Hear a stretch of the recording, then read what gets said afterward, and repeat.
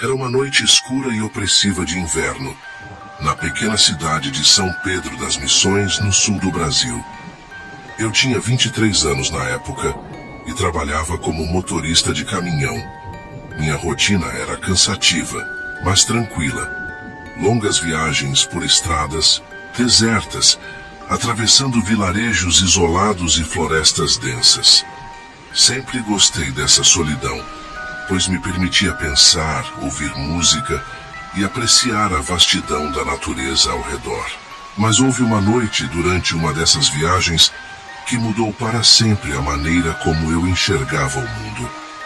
Estava voltando de uma entrega em Porto Alegre, dirigindo pela BR-116, quando percebi que precisava abastecer o caminhão. O tanque estava quase vazio, e o próximo posto ficava a mais de 50 quilômetros de distância. Decidi parar em uma estrada secundária, onde havia um pequeno posto abandonado à beira da mata. Não era exatamente seguro, mas já passava das 2h da manhã e eu não queria correr o risco de ficar sem combustível no meio do nada. O local parecia deserto. O posto estava em ruínas, com as bombas enferrujadas e as janelas quebradas. Estacionei o caminhão ao lado do prédio principal e desci para verificar se havia algum sinal de vida.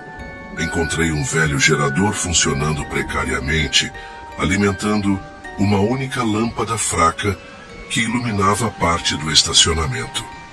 Ao fundo, podia-se ouvir o som constante dos grilos e o farfalhar das folhas movidas pelo vento frio.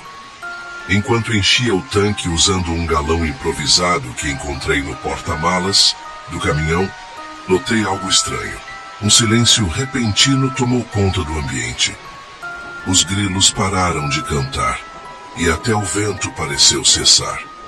Foi então que ouvi um som baixo, quase imperceptível, vindo da floresta próxima. Era como um rosnado distante, acompanhado por passos pesados sobre o solo úmido.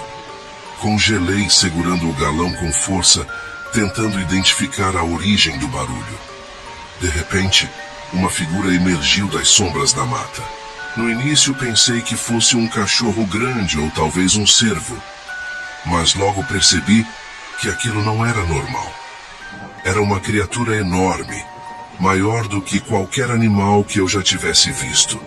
Seu corpo era coberto por pelos escuros e grossos, e seus olhos brilhavam como brasas vivas sob a luz tênue da lâmpada.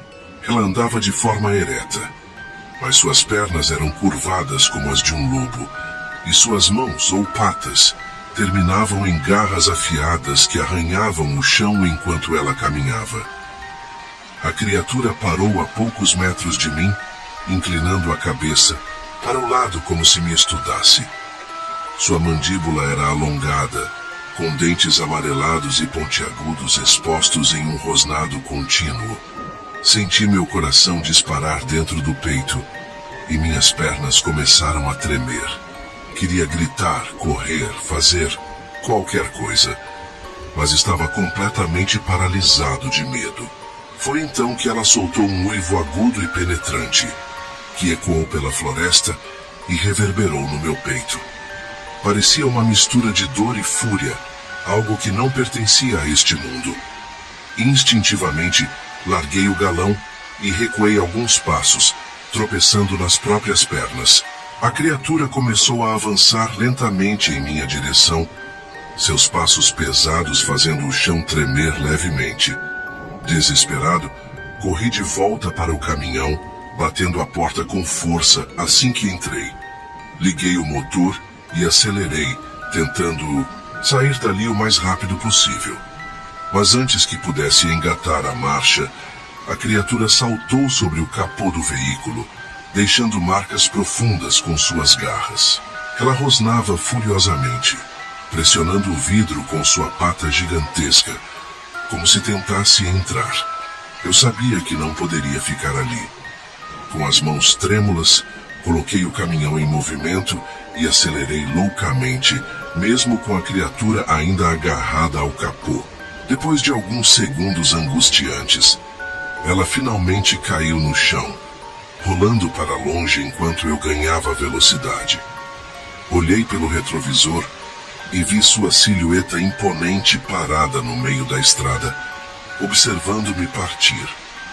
Mesmo à distância, pude ver seus olhos brilhando intensamente, como dois faróis demoníacos na escuridão. Dirigi por horas sem parar, até chegar ao próximo posto de gasolina, onde finalmente consegui recuperar o fôlego. Meu corpo tremia tanto que mal conseguia segurar o volante. E minha mente estava inundada por imagens daquela criatura horrível. Quando contei aos frentistas o que havia acontecido, eles trocaram olhares preocupados e disseram que aquela região era conhecida por lendas de lobisomens. Alguns até mencionaram histórias de pessoas que desapareceram misteriosamente após passarem pelaquela estrada.